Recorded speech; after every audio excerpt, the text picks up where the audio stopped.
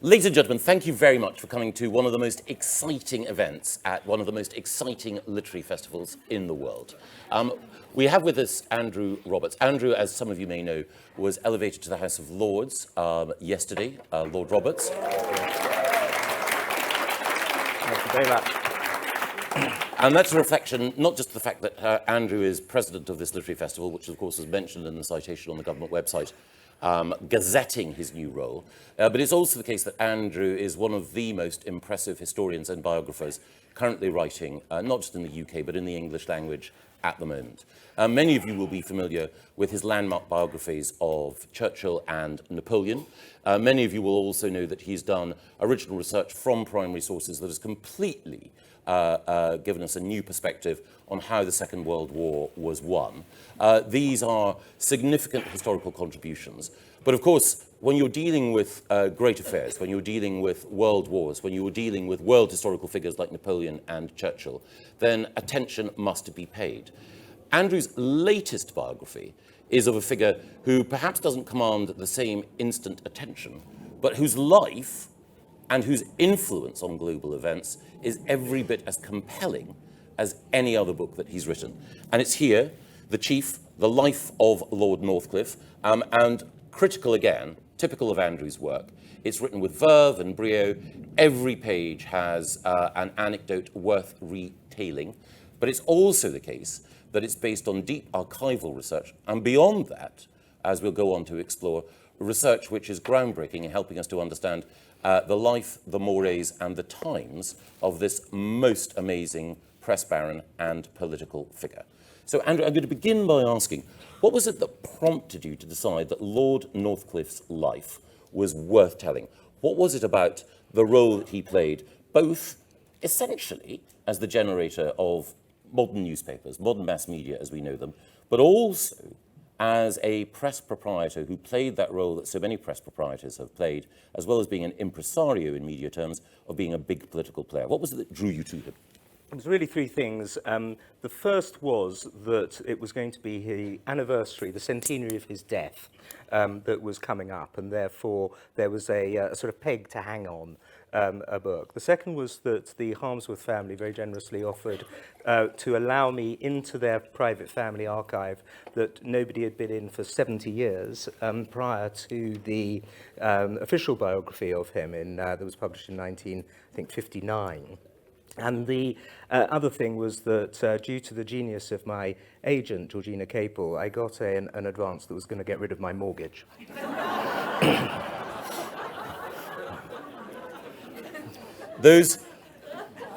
I'm not telling you which of the three were the most important.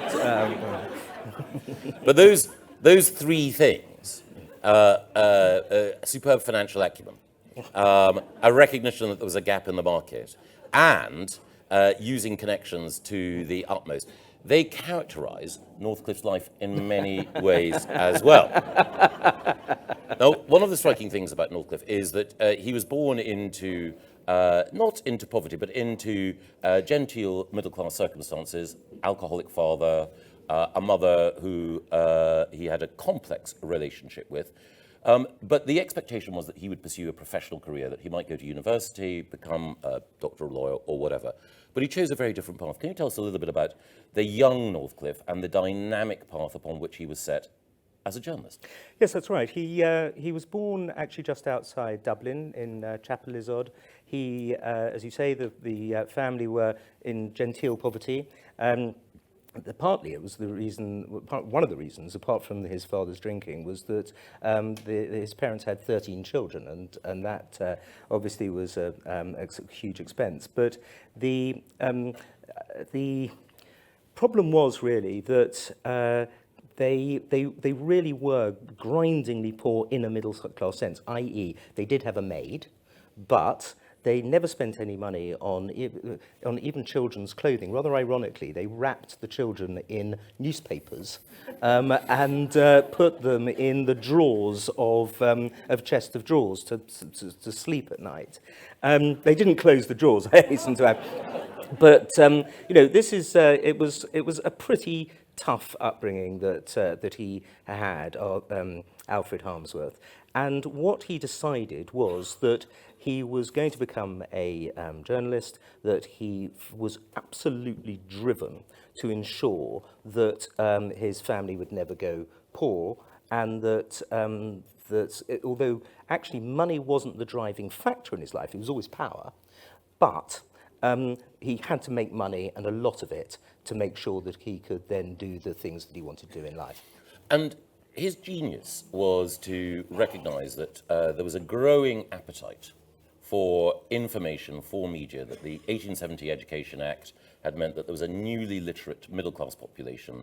The clerks and the higher artisans who were now eager, avid for information, and he set about satisfying that with the Daily Mail. Can you tell us a little bit about his route towards the creation of the Mail and why it was so successful so quickly? Well, he started off with magazines. He actually he recognised, as you say, that the Forster Act meant that there would be millions of Britons who could read and write for the first time, and who are going to want to have information. And he put together information and entertainment in these magazines, which sold huge amounts. They were usually a halfpenny, so they were affordable to working class people. They had lots of information in them, and they also had paragraphs. And this is an extraordinary thing in a sense. In the old newspapers of the 19th century, they rarely had paragraphs. You just had page upon page of every word that was said by every MP in the House of Commons. And so a newspaper was sort of like Hansard is today. And he recognised that people didn't want that. They wanted much more interesting stuff, much shorter paragraphs and spaces and headlines and attractive-looking papers. And so within only a few years, he was selling a million copies a week of his magazines. And that gave him the money to be able to buy first the Evening News, which was a failing Tory London paper that he turned round, and then to set up the Daily Mail. And he was such a perfectionist that he ensured that there were 60 dummy runs of the Daily Mail before he actually launched it. So for 2 months, the whole of the paper was put together and then didn't go out on the streets until he was absolutely certain that he had got everything right. And when the Daily Mail did start in the May of 1896, it was a sensation because it wasn't set up, it didn't look like any of the other papers, but it did give people the news that he wanted to give them at a price that was half the price of all the other papers. Most papers were a penny, the Daily Mail was a halfpenny, the Times was threepence, so it had a immediate and massive impact. And by the time the Boer War broke out in 1899, he was selling 1 million copies a day. And he had a genius for recognising what people wanted. I think it was the case that he said that sex stuff, health stuff, and I think the money stuff were the three things that would drive a newspaper circulation, and also that anything that anyone wanted to put in the newspaper wasn't news. Anything that people wanted to keep out of the newspaper almost certainly was news. That's right. And that formula and those insights, I think, probably power the popular press to this day. So the Daily Mail of his creation was essentially the fons et origo of the modern media. That's right, and it was as he said to his brother 3 days into the founding of the Daily Mail, a gold mine. So what he was able to do then was to use the huge amounts of money that the Daily Mail was making to buy up all the best writers from the rest of Fleet Street, because journalism in the old Grub Street days of Fleet Street of the Victorian era was not a well-paid job at all. But what he did was to pay the best people and thereby sort of suck out all of the best writers from all of the other papers, which of course increased his essentially monopoly. And what he did with this was to set up the Daily Mirror, to buy the Observer, ultimately, I'm sure we'll get on to talking about the process, to buy the Times. And so by the time the First World War broke out in 1914, this single man and his brother, Harold Harmsworth, later Viscount Rothermere, controlled 40% by circulation of the British press. just these two people alone. And of course, the immense power that came from that was what made him an interesting subject for my book, I think. And one of the things, if I may make this parallel, and please tell me if you think this is wrong, is that sometimes it's the people who are thought of as the barbarians at the gate. It's sometimes the people who are thought of as the vulgar outsiders who actually end up saving great British institutions. So just as he was able, in due course, to rescue the Times and to save it, so Rupert Murdoch, who was seen when he acquired the Sun as being this in the eyes of some a great popularizer, but in the eyes of others a great vulgarizer, he was the person who has ensured that now the Times and the Sunday Times are profitable enterprises, and had it not been for what happened at Wapping and the choices he made subsequently, they might not have survived. So do you think it's fair to say that it's often those whom the establishment are most suspicious of who actually end up saving the establishment's bacon? You do see that in newspapers, but the difference, I think, with between Rupert Murdoch and the Rothermeres is that Rupert Murdoch has no interest in joining the establishment, whereas, of course, the Rothermeres are a pillar of the establishment today. So it's an interesting, and yet obviously we've only got one generation of the Murdochs at the moment, but there will be more. But with regard to the Harmsless, they're now on their fourth generation, and they are still massively powerful and wealthy, and obviously have a controlling interest in the Mail. And his acquisition, Northcliffe's that was, of the Times, was an audacious business coup. How did you go about it? Yes, it's an extraordinary story. It's one of the most fun chapters to write, in fact, because there were so many interlocking factors that needed to fit into place for by then Lord Northcliffe. He'd got a peerage in 1905 from Arthur Balfour. In order to take over the Times and get it from the clutches of Arthur Pearson, who was about to buy it, and the Times had gone through so many family generations that its shareholder base, although they were all cousins, were very diffuse. And the first thing he did was to go to Paris, so showing no interest at all in buying the paper. He wouldn't have gone on holiday in France if he was interested in buying the Times. So he lulled Pearson into a false sense of security. He, through a series of telegrams, all of which had code names, which one had to work out who the people were in the codes, he then got his people in London to surreptitiously start rumours and then to start buying up shares, or at least the promise of shares. He then went to, or at least one of his henchmen went to the management of the Times and said, look, we'll give you 5-year contracts. No one's going to get sacked, which, of course, Pearson couldn't offer and wasn't offering. So that also helped enormously. And he also he wrote an article saying what an excellent proprietor of the Times Pearson would be. Yes, he was a sensationalist. Yes, he was a bit of a wide boy, but nonetheless, he's going to make a really good proprietor. And of course, the last thing that the Walter family, who owned the Times, wanted was a sensationalist wide boy taking over the Times. Brilliant. Now, when he took over the Times, when Northcliffe took over the Times, you mentioned he was always more interested in power than in money. He used it and the influence that it brought to play a bigger and bigger role in politics. And at the time, some of the bets that he made politically, some of the causes that he took up, were not popular. What were they? And do you believe that he was vindicated by events? Yes, he was an imperialist. He admired Joseph Chamberlain and Cecil Rhodes and the people who were expanding the British Empire at the time.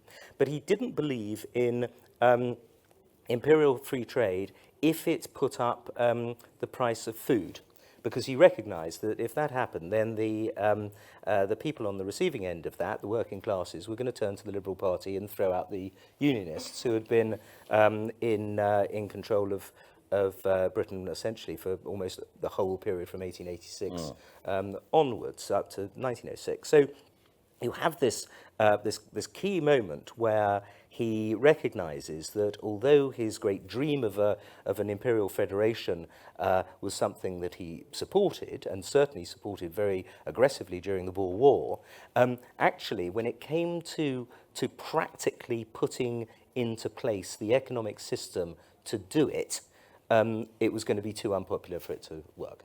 He also was prescient in seeing what the inevitable path of Wilhelmine Germany would lead to. Now, of course, in the Edwardian era and in the early years of King George V, we were in an entente with France, but it was the case, wasn't it, that he was clearer in his own mind about what were the inevitable tendencies of the Kaiser, the German political system, the German general staff would take Europe. That's right, yes, from the 1880s, well, from 1888, when the Kaiser came to power on the death of his, tragic death of his father from throat cancer, one of the key moments, I think, in European history, he recognized that this was not the same kind of German leader as the Kaiser's father had been, and indeed grandfather had been, and that he was absolutely out for European hegemony. And once the German naval acts started coming in the early 1890s, in which vast amounts of money were being directed to build a high seas fleet, which it could only have one purpose, which was to, of course, take on the Royal Navy's Grand Fleet, it was, for him, a raging sign that Germany had to be opposed. And he wanted to do it by, of course, increasing the Royal Navy, but also taking really radical steps that a then Liberal government couldn't possibly concede, including conscription. And of course, it was when the war came and during that war that arguably he was at his most influential, both in changing the course of the war and contributing to its victory. So can you tell us a little bit about the thunderclap that he issued, which changed the course of the UK political history and the course of the conflict, and a little bit about the role he finally played in Germany's defeat?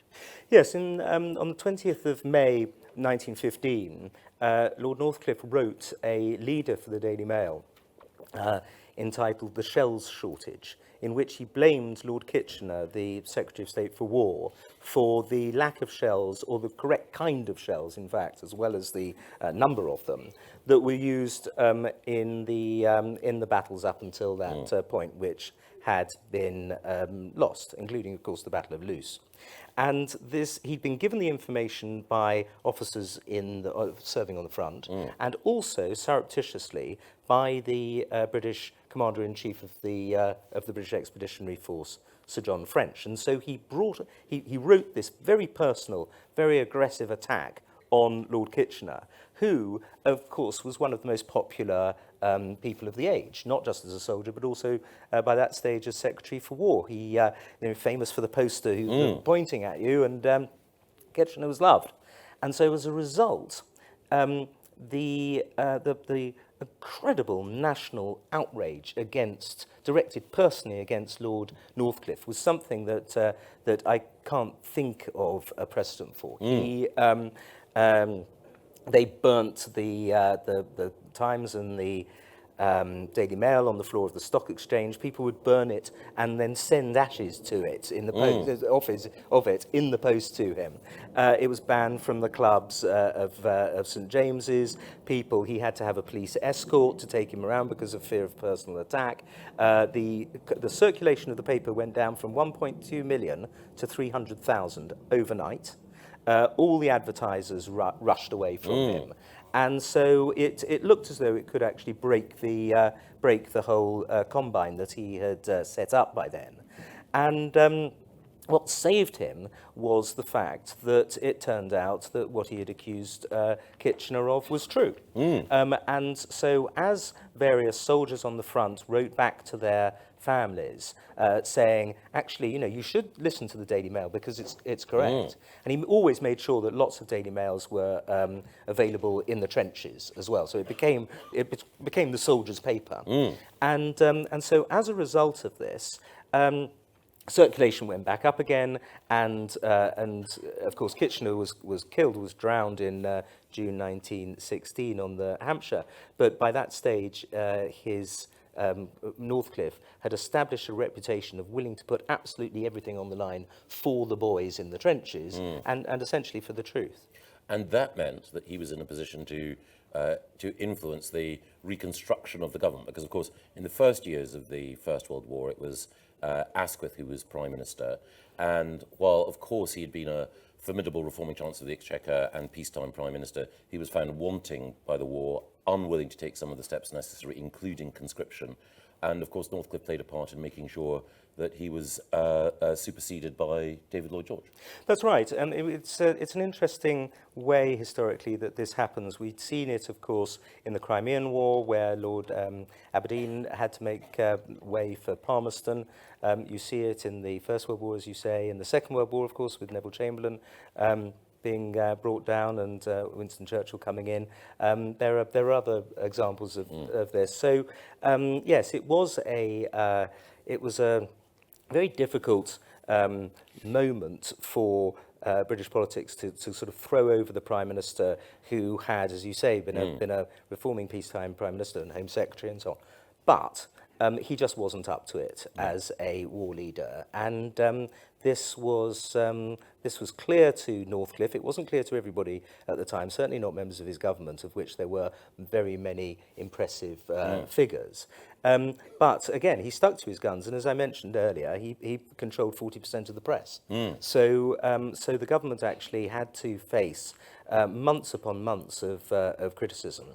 And finally, in December 1916, it fell, and the Shells Minister, the Munitions Minister, David Lloyd George, came in, and a completely new approach was taken to fighting the war, which initially Northcliffe supported, but when Lloyd George fell out with the generals, with Douglas Haig and the generals over grand strategy on the Western Front, Lloyd George sent Northcliffe off to America to be the head of the British mission in America, which was a tremendously important role, and it got him a viscountcy and so on. But the key reason that he did that was to get him out of the country.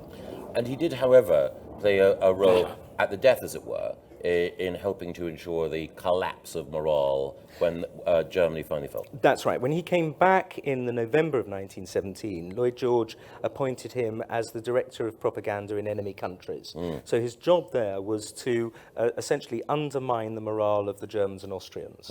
And he did this in lots of weird and wonderful ways. The dropping of leaflets and the fire.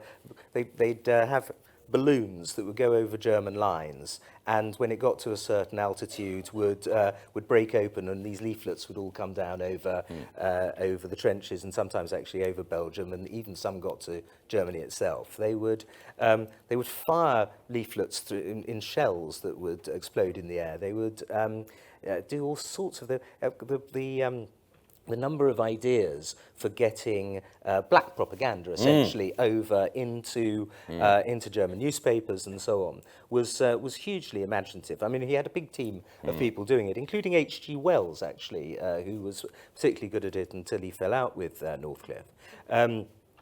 Everyone fell out with Northcliffe at some stage in their careers, including, very famously, of course, Lloyd George, at the time of the Treaty of Versailles. So yes, he did have a serious effect on this. In fact, the Kaiser, in exile, said that what a colossal propagandist Northcliffe was, and he said that without Northcliffe, the war could have gone on for another year.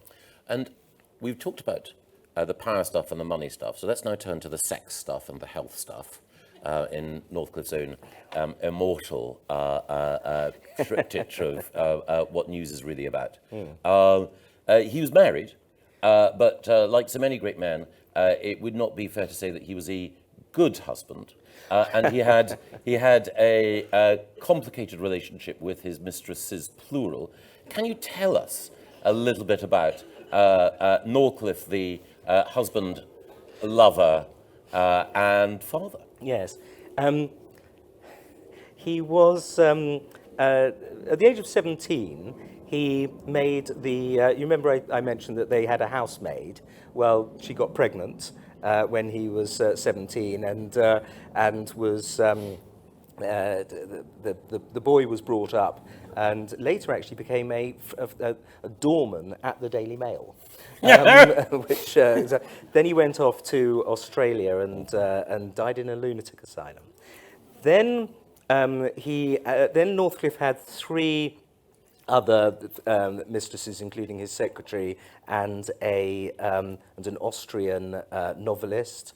And then he found the what I think was the love of his life, a woman called Kathleen Rowan, who, until my book was published, nobody knew anything about at all. There were lots of rumours about her. She was supposed to have been an ex-mistress of Edward VII. She was, people knew she was Irish because she had a strong Irish accent. They didn't know anything about her, not least because there is no Kathleen Rowan, no birth certificate with Kathleen Rowan, nothing at all do we know about Kathleen Rowan. And so what I was very fortunate to be able to do in the Harmsworth archive was to find out who Catherine Rowan was because of a single letter in which she wrote to Northcliffe's solicitor asking whether he could give a small sum of money, I think it was £8, to a lady who I suspected was Kathleen Rowan's aunt.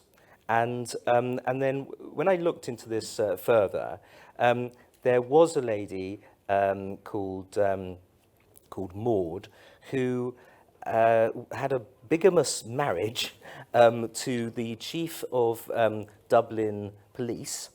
And I promise you, it gets weirder and weirder and rather magnificent in a way that these things could happen. And she then ran away from the chief of police and pretended that she had drowned on a steamer to South Africa, but there was no death certificate. And I tried to track down the death certificate. It doesn't exist. And that is because she didn't drown. She actually came to London and with various ways that I go into in the book, she became the mistress of Lord Northcliffe. And then she, I think possibly because she thought that the relationship with Northcliffe was coming to its end. He was incredibly generous to her. He bought her houses and Rolls Royces, and at one point she has a house in Grosvenor Crescent with 8 servants. And so she did extremely well as a mistress, but she felt that this was not going to last forever. And so she came back from a long holiday in Paris with a child that Lord Northcliffe believed was his, but which I established through DNA testing was not. And then after that, she came back from Paris on 2 further occasions in 1912, 1914, with 2 more children. And I think what happened essentially was that she sort of bought them from an orphanage. But he was under the impression that they were his children, although illegitimate, obviously, and provided large amounts of money for them in his will. I mean, there's no real loser here, is there? And in a way, plenty of winners. Yes, Yeah. indeed. By the way, the grandchildren of the people who thought that they were descended from Lord Northcliffe are not wholly happy that they went about the DNA testing, yes, or at least the results of the DNA testing. But I'd love to take this opportunity to thank them very much for going ahead with it. One way in which they may be relieved of a burden is you mentioned the unfortunate fate that his first illegitimate child faced, but he himself also, after a life of tremendous energy, met a sad end. His own health collapsed, in effect. He had a terrible death, yes, absolutely. At the age of 57, he was told he was a workaholic and he would sometimes have breakdowns because he was working too hard. And his doctor told him on one occasion in 1921 that he needed to go on a restorative trip around the world. And so he went on this extraordinary trip with lots of servants and lots of incredibly grand steamers. You know, took him literally he wrote a book about the round the world trip. But he at some point caught something called infective endocarditis, and it was the malevolent form of it, and it drove him mad. But the problem was that they didn't, the doctors didn't have a chance to look into this, not because he was travelling around the world, but because he had, on occasion, been acting so megalomaniacally, essentially, when he was he was totally sane, that the people around him, his family and his staff and so on, didn't notice when he tipped from megalomania into actual lunacy. Yes. And so you get this terrible situation where the whole thing gets worse and worse without anybody. And also, he was such a controlling figure that nobody could really sort of tell him that he was going mad and that he needed to be sedated quite a lot. And so you get him, for example, on Boulogne railway station with large numbers of staff shouting at passers-by, you know, normal sort of French people who were trying to catch their train, shouting that God was homosexual. And nobody did anything about it. You know, it wasn't until the very last sort of moment when he finally went incredibly mad, and there's a rather lovely moment where he actually phoned up the news desk of the Times and said, first of all, they tried to take telephones away from him because he would keep phoning up people. And when but he found one in his wife's boudoir, and so he phoned up the news desk of the Times and said, I've heard it on extremely good authority, that Lord Northcliffe has gone mad. It's very important that you put your best reporter on the story. And then, as you know, Michael, because he so generously allowed me to visit the place of his death, he had this stunning house in London, number 1 Carlton Gardens, which the Foreign Secretary now has, and another the Levelling Up Minister also gets. And he had a shed built on the roof of number 1 Carlton Gardens, and in order, because it was very hot August, and he had already threatened his doctor with a revolver, because his doctor was a supporter of Lloyd George, and he hated Lloyd George, and so he got this revolver out. And fortunately, one of the attendants had already taken the bullets out of it. But nonetheless, it was very off-putting for the doctor, as you can imagine. And he was, and the doctor said that he would probably do better if, instead of the hot and muggy atmosphere inside Carlton Gardens, that he went and lived on a shed on the roof.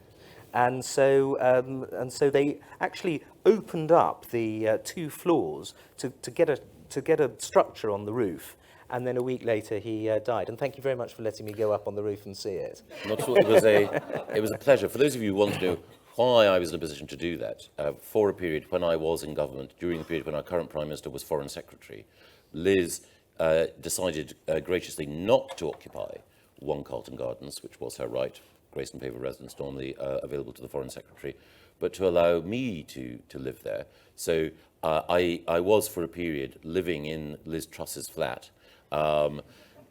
More details available on application. Also, I think calling number 1 Carlton Gardens a flat. But on that note, while we have time, let me throw things open to the audience. Anyone who'd like to ask a question, I'll try and take them in 2s and 3s as well, if that's okay. So if there are, I can see at least 2 gentlemen. So, gentleman there, and then gentleman at the back. Yes, sir. There's a microphone coming. I think there is a roving microphone this coming. Gentleman at the front. So, yes. So actually, the gentleman there, easier to find. Yeah. And then the gentleman here at the front, and the gentleman right at the back, and then of course the vice president of the Clifton Literary Festival will ask a question as well. The gentleman there. Gentleman with his hand up. Hand up. There we go. Apologies. Yes, sir.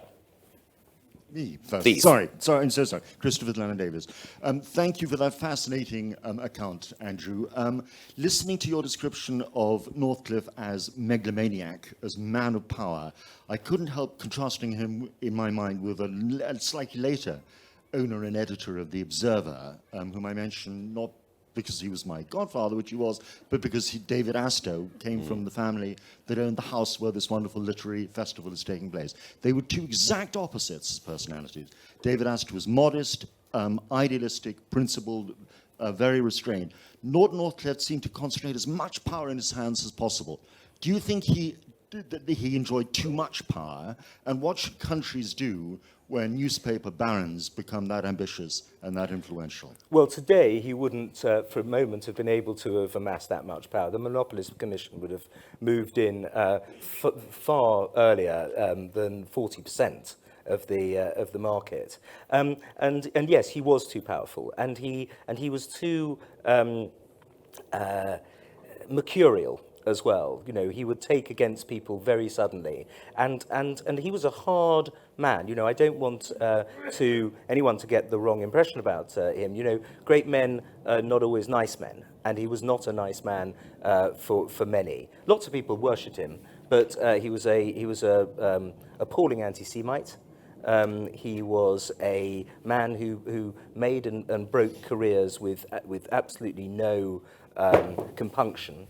And so yes, of the and as I say, his political judgment wasn't always good. It was on the occasions that we've mentioned, it was, but there were other times when he would, for example, Lord Haldane in the First World War, who was a perfectly patriotic war minister. Because Lord Haldane had been pro-German before the First World War, he hounded him out of office in a vicious campaign. Thank you. Sir. My name is Peter White, and as a Canadian, I'd like to ask Andrew if he would like to comment on the relationship between Beaverbrook and the Harmsworth family, and maybe, if there was any, a further relationship between Lord Thompson and the Harmsworth family. Yes, well, I'm not doing the whole family. This is just Lord Northcliffe. But actually, Canada was tremendously important to Northcliffe because he bought an area of Newfoundland that was the same size as Kent, Sussex, and Surrey. In order to create the wood pulp that he needed for his papers, which at the time was attacked as a terrible business move. Turned out, of course, to be a genius business move because the rest of the British press took their wood pulp from Sweden, which the Germans were able to cut off in the first few weeks of the war. So that was an example of him having a very positive aspect. Lord Beaverbrook was a friend of Northcliffe's and then an enemy of Lord Northcliffe's, and they wound up at the end on good terms. But Beaverbrook openly said in lots of his books and in interviews that Northcliffe was the greatest journalist who ever lived. Thank you. And the gentleman at the back holding up the small aid memoir to the many fascinating events at the Clifton Literary Festival.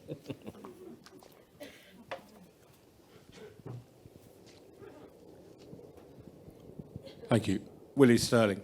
What was Northcliffe's attitude towards the Treaty of Versailles and the reparations taken out of Germany? It was, again, mercurial. He wanted it to be much tougher on the Germans than it was. It's a very interesting thing. Of course, we now take it entirely for granted that the Treaty of Versailles was too tough on the Germans, and therefore the rise of Hitler was made easier.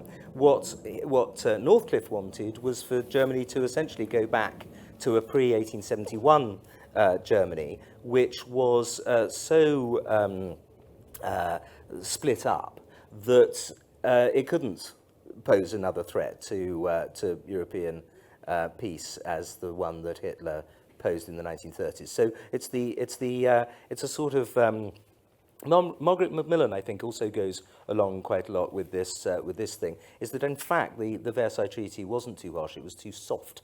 on the Germans.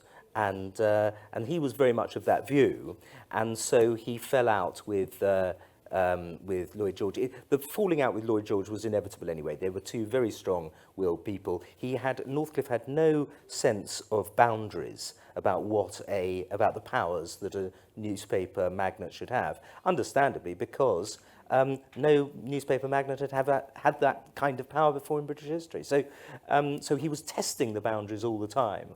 And in April 1919, Lloyd George attacked Northcliffe violently in the House of Commons, an extraordinary denunciation, a sort of diatribe. And it put Northcliffe very much on the back foot. But it also meant that all his papers were going to be anti-Lloyd George for the rest of for the rest of Northcliffe's life. It's a question for Simon Seabag at the front here. Yes, the microphone's on its way. Coming. And I think after Simon Seabag Montefiore, a question from Dr. Jonathan Foreman and a question from Camilla Tominey of the Daily Telegraph, LBC, and soon-to-be GB News with a groundbreaking new Sunday morning show. And NBC. And NBC. Yeah, no, absolutely. Simon. Yeah, this is just three-faceted. Thank you for such a fascinating talk and hilarious at times. But first of all, his megalomania. Did he ever sort of actually aspire, to take power? Or to, I've got three parts to this. Okay. Do you mind if I forget the first? Doesn't matter about that. The second part is, how vicious was his anti-Semitism? Was it just ideological and racial, or did he actually ever want to do anything about it? And the third one, which is for both of you, is how would Lord Northcliffe regard the present dilemma of the British government, and how would he react to it? Corey, remind me of the first one. Sorry. Northcliffe was accused of being a sadist, and also for having something corrupt about his soul, Michael. And you remember they said I that certainly about, do remember someone recently saying something said that about sadism Michael on politics. last Sunday. Yes. So it doesn't just because people say your soul's corrupt doesn't mean it is, does it? No, but sometimes they can be right.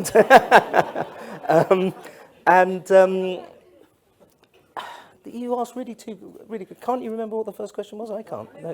The first question was Northcliffe, would wish fulfilment for Northcliffe have been the assumption of absolute power? Oh, I see. Could he have been Rex et Imperator? Would he have been? Well, absolutely. No, he was accused in his time of wanting dictatorial power, but that is not the case. No, he had no. He disliked most politicians, and he hated a few of them.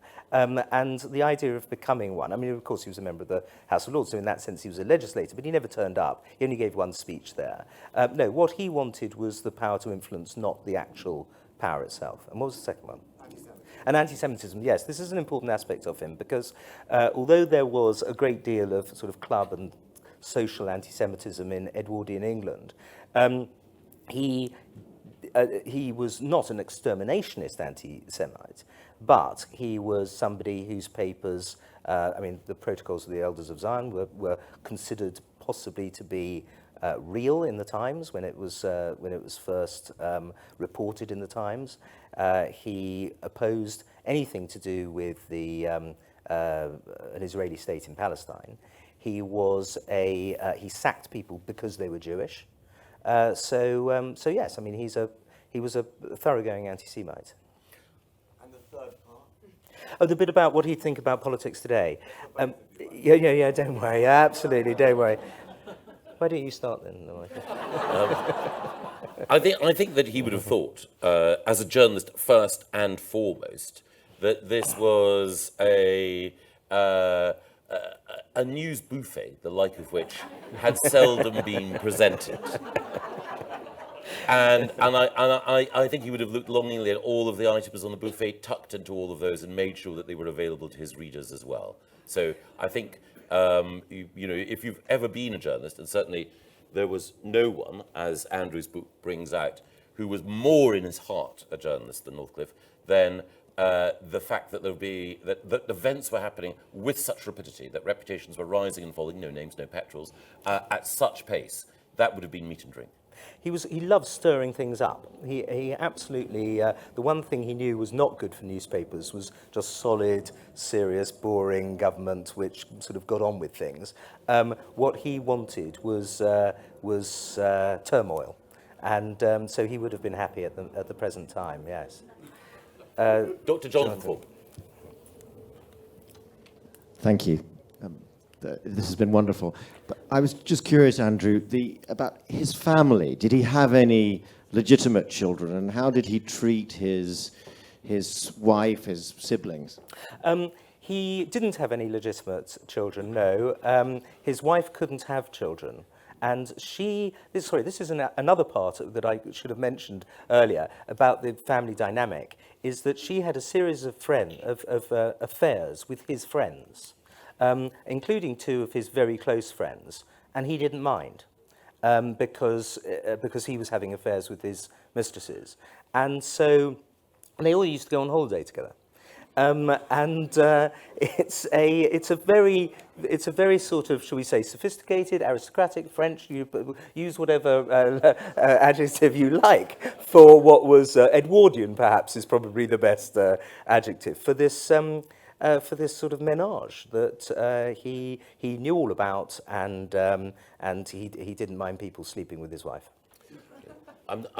We'd been discussing earlier the mélange of factors that make journalism compelling.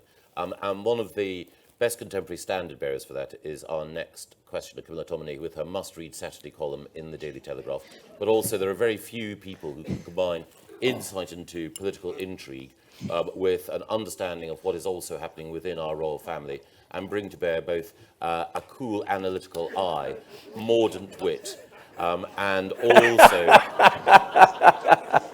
Thank you, Michael. It's a especially brilliant generous. broadcasting voice. It's especially generous. This is all just to make sure that Camilla doesn't ask me too I many know. questions. I know, because she asked you easily the most difficult question last last time. Yeah. Camilla Tominey. Apologies. Yes, thank you for that, Michael. I'm very generous, considering I'm not always generous to you in print. Lord Roberts, I can't believe I've never asked you this, but I just wanted to ask from an inferior writer to a superior one a bit more about your process.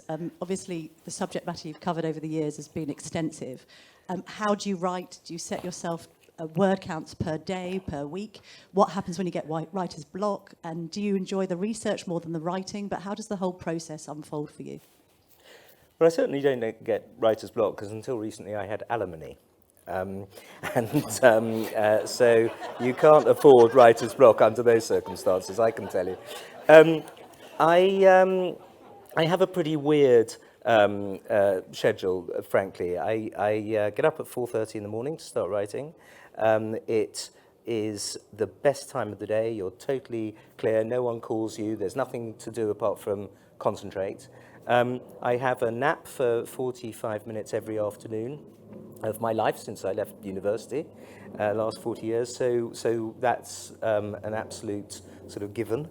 And it works for me. I know that other writers have very different other kinds of regimen, but that's the one I find allows me to write a lot. I certainly don't have a certain word count. I get all my information together. I can't start writing a book until I've got all of the information together, because I fear that if I came across something more during further research that undermined my thesis, it would be terrible to have wasted the time on the work earlier. So I get everything together and then sort of wrap a cold towel around my head and write. And if I feel my energy levels dropping during the day, I know it sounds disgusting, but I drink a Red Bull thing, which keeps me buzzing like this, because I don't have any caffeine because I don't drink coffee. So all in all, it's a pretty weird and very unhealthy way to write books. But it does mean that once you've got all the information together, you can write 5,000 words a day. Brilliant. One thing that people here may not know, Andrew revealed the technique, the brilliant technique of having a 45-minute nap every afternoon, and that he's done that every day since leaving university. Those of you who are aware that Andrew spent a year in the city as a banker will now recognise Yeah.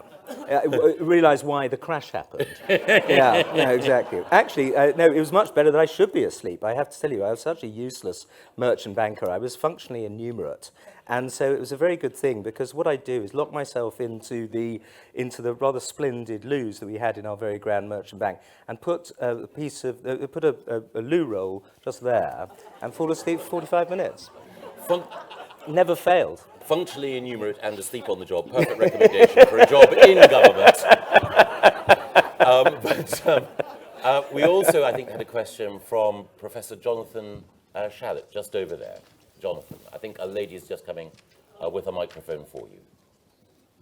And I don't know if there's anyone else who still wanted to ask a question. Yes, two more I can see.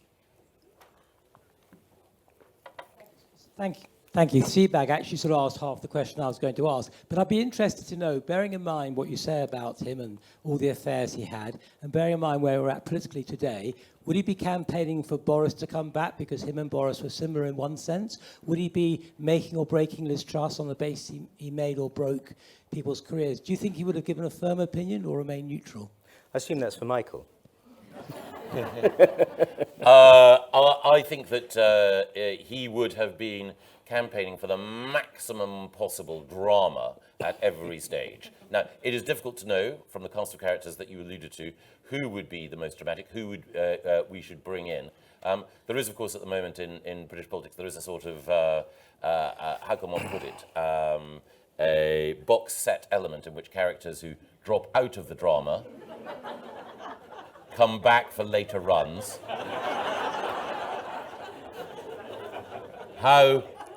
Who should be cast and in what role? I think Brian Cox would be better able to respond to than me. But Jonathan, if you were asking me as well to criticise Boris one day after he gave me a peerage, dream on.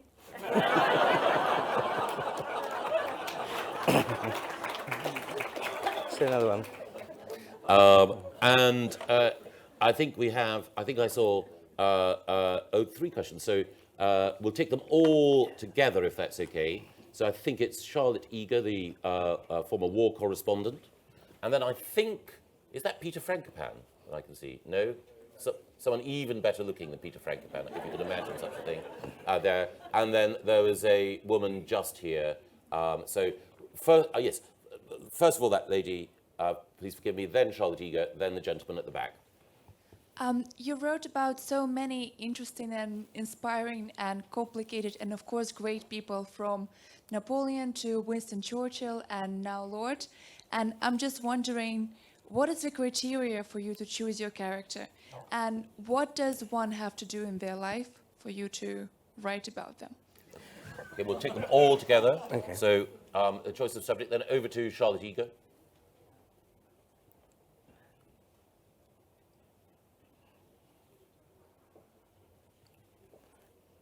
Thank you. So I also am an alumna of the Daily Mail, and in fact I cut my teeth on the Daily Mail many years ago. I was famous for running away from the Daily Mail to Bosnia because it was less unpleasant than being in the office.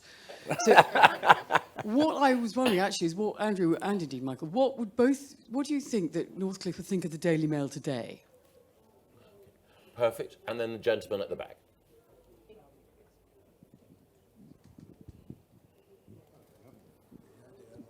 Hello, thanks, sorry. Andrew, thank you for speaking to us. I just wanted, from a historical perspective, your view. Who do you think did more lasting economic damage and social damage to the country? The Lord Northcliffe as part of the establishment way back and taking us into Europe in 1914, or the current Viscount Rothermere who took us out of Europe in 2016? Oh. Okay. Well, so, in no particular order, and you can answer them in any order, or indeed dodge the question if you want to. No, I don't know. But why? What are the criteria for your choice of subjects?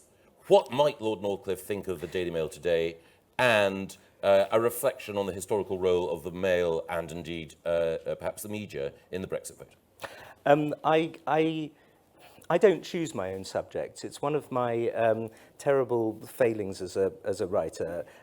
My subjects have been chosen for me by my wife, my ex-wife, my editor, one of my both of my agents actually, that I've had 2 agents in my career. Both of them have come up with ideas for books. A publisher, friends, somebody I sat next to at dinner in Milwaukee.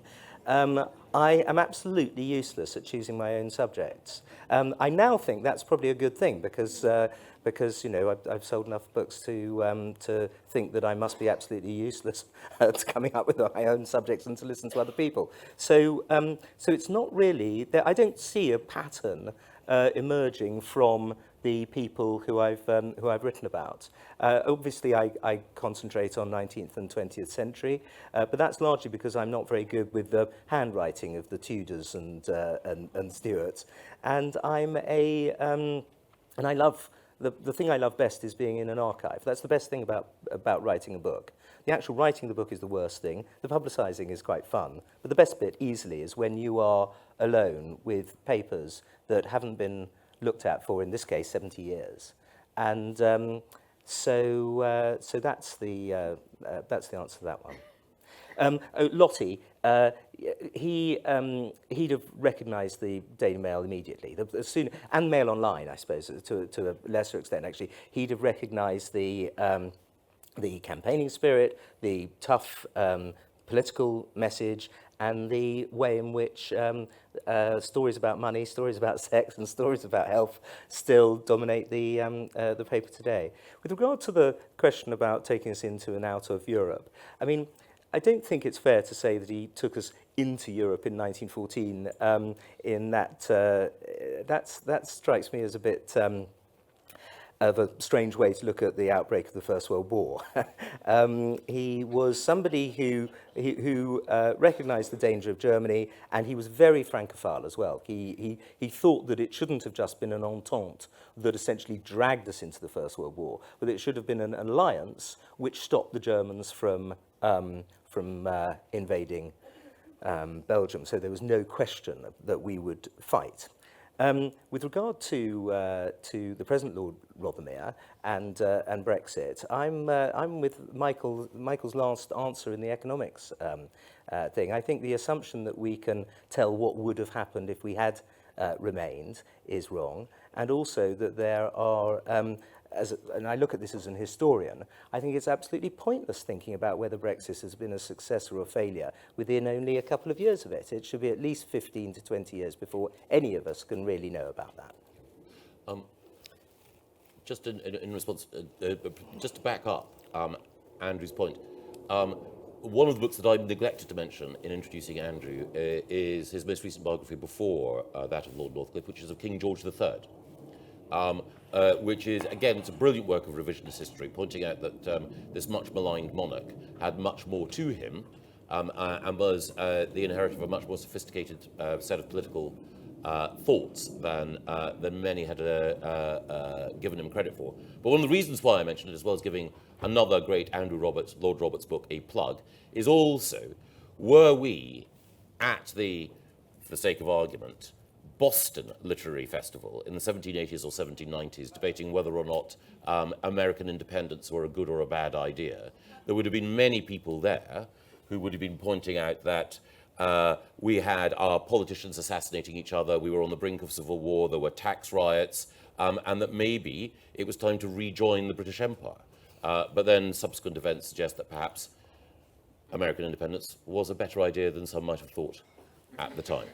And on the final question, and I do notice, by the way, that George III book is for sale. Actually, it is for sale. I think I'm right in saying it's for sale. In fact, it is for sale. Yeah. And then the final thing that I would say is Lottie's point about the Daily Mail. I'm sure Andrew is the expert, but I'm sure that he would recognise that the child that he gave birth to in the 1890s is still in very, very rude health.